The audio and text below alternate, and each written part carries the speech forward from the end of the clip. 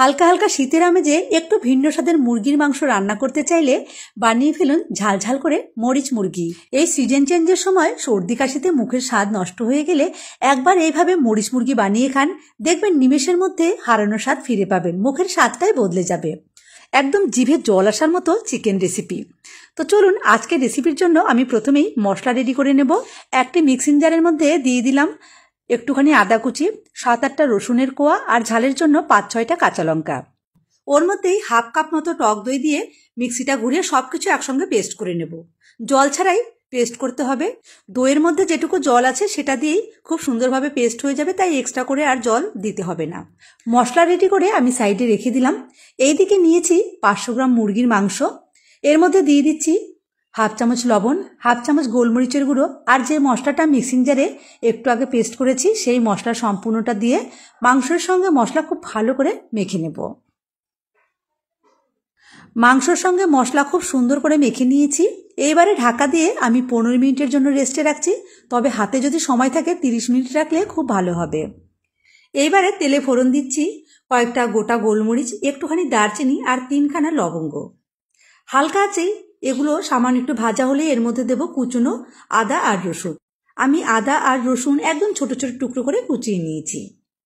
গ্যাসের ফ্লেমটা একদম লোতে রেখে মোটামুটি হাফ মিনিট মতো আদা রসুন ভেজে নিয়েছি।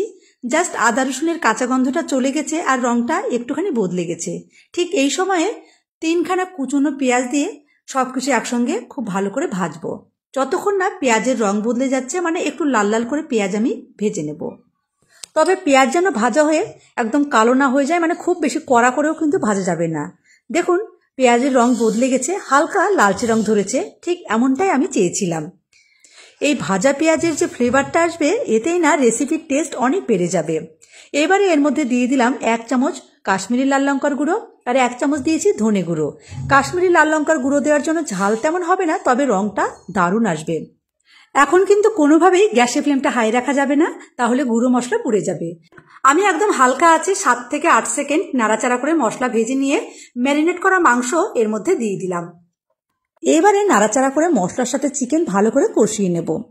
প্রথম দিকে কিন্তু একদমই জল দেব না, শুধু মাংস আর মশলা একসঙ্গে মোটামুটি 5 থেকে 6 মিনিট কষাবো। একটু ঢাকা দিয়ে দিয়ে কষালে কি হবে, কষানোটা খুব সুন্দর হবে। অবশ্যই গ্যাসের ফ্লেমটা মিডিয়ামে রাখবেন, হাই রাখবেন না। একদম কম আঁচও রাখা যাবে না, আবার একদম হাইও রাখা যাবে না। মিডিয়াম আছে, মাঝে মাঝে নাড়াচাড়া করে কষিয়ে নিতে হবে। ঢাকা দিয়ে দিলাম। ঢাকা দেওয়ার পর গ্যাসের ফ্লেমটা লো টু মিডিয়ামের মাঝখানে রেখেছি।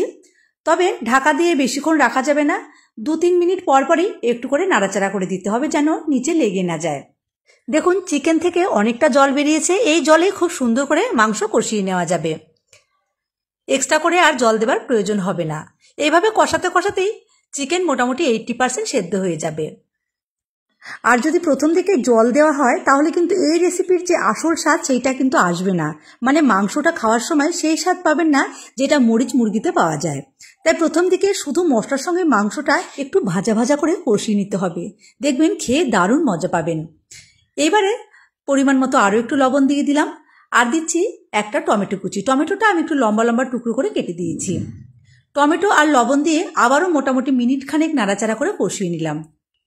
দেখুন কষানো কিন্তু আমার কমপ্লিট হয়ে গেছে, মশলা থেকে তেল ছাড়তে শুরু করেছে, দারুণ একটা সুঘ্রাণ বেরিয়েছে আর রংটাও কিন্তু খুব সুন্দর হয়েছে। এইবারে 1 থেকে 1.5 কাপ মতো গরম জল দিয়ে দিলাম। রেসিপির আসল টেস্ট পেতে চাইলে কিন্তু অবশ্যই গরম জল ব্যবহার করবেন। ঝোল কতটা রাখবেন সেটা বুঝে জল দিতে হবে। এই রেসিপিতে কিন্তু খুব একটা গ্রেভি থাকে না, একটু গা মাখা হলেই খেতে বেশি ভালো লাগে। তবে আপনারা চাইলে জলের পরিমাণ আর একটু বাড়িয়েও দিতে পারবেন। জল দেবার পর মোটামুটি 8 থেকে 10 মিনিট রান্না করে নিয়েছি। মাংস কিন্তু খুব সুন্দরভাবে সেদ্ধ হয়ে গেছে, তবে রান্নাটা এখনো কমপ্লিট হয়নি। এর মধ্যে পড়বে একটি স্পেশাল ফোড়ন, যার জন্য রেসিপির টেস্ট অনেক গুণ বেড়ে যাবে। ফোড়ন দেওয়ার জন্য আমি 1 চামচ মতো সাদা তেল গরম করে নিলাম। এখানে কিন্তু তেলের বদলে বাটারও ব্যবহার করা যাবে। আমি 8-10টা গোটা গোলমরিচ একটু ছোট ছোট টুকরো করে, মানে একটু ভাঙা ভাঙা করে গুঁড়িয়ে গরম তেলে দিয়ে দিলাম আর দিচ্ছি সামান্য একটু কাসুরি মেথি। এই সময় কিন্তু গ্যাসের ফ্লেমটা অবশ্যই লোতে রাখতে হবে, একদমই হালকা আছে নাড়াচাড়া করে মোটামুটি 2 থেকে 3 সেকেন্ড ভেজে নিয়েছি, যেন কাসুরি মেথির পাতাগুলো পুড়ে না যায়, তাহলে কিন্তু ফ্লেভারটা নষ্ট হয়ে যাবে।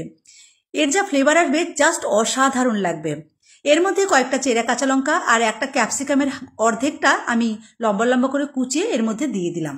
এখন হালকা আঁচেই নাড়াচাড়া করে মোটামুটি হাফ মিনিট মতো সব কিছু একসঙ্গে ভেজে নিয়েছি। দেখুন লঙ্কাগুলোতে হালকা হালকা ভাজার রং ধরেছে, ব্যাস এইটুকুই, এর থেকে বেশি ভাজার প্রয়োজন নেই। এইবারে এই ফোড়নটা মাংসের মধ্যে ঢেলে দিতে হবে। হালকা হাতে একবার মিশিয়ে নিলাম। রেসিপিটা একটু ঝালঝাল হবে, আর যেহেতু এর মধ্যে টক দই ব্যবহার করা হয়েছে, টমেটোও দেওয়া হয়েছে, তাই টেস্টের ব্যালেন্সের জন্য আমি হাফ চামচ মতো চিনি মিশিয়ে দেব। তবে অনেকেরই চিনি দেওয়াতে আপত্তি থাকে, চিনি দিতে না চাইলে এটা স্কিপ করা যাবে। তো বন্ধুরা, যারা আমার রেসিপিটি এই মুহূর্তে দেখছেন, আপনাদের মূল্যবান সময় আমাকে দেওয়ার জন্য অসংখ্য ধন্যবাদ জানাই। দেখুন রান্নাটা কিন্তু আমার একদম কমপ্লিট।